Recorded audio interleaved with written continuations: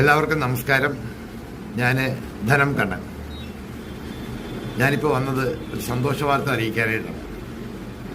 സന്തോഷം മറ്റൊന്നുമല്ല, സിനിമയൊക്കെ കുറഞ്ഞു.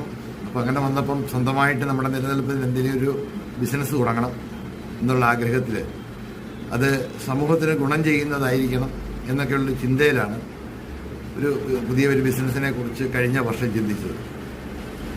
നമ്മുടെ നാട്ടിൽ ധാരാളം ആൾക്കാർ നമ്മുടെ നാടും അവരുടെ സ്വത്തുക്കളും എല്ലാം വിട്ട് അന്യദേശങ്ങളിൽ പോയിട്ട്, അന്യരാജ്യത്ത് പോയിട്ട് അവിടുത്തെ സിറ്റിസണൊക്കെ എടുത്ത് ജീവിതമൊക്കെ തുടങ്ങി അവരുടെ പല സ്വത്തുവകകളും ഇവിടെ അന്യാധാനപ്പെട്ട് പോയിക്കൊണ്ടിരിക്കുകയാണ്.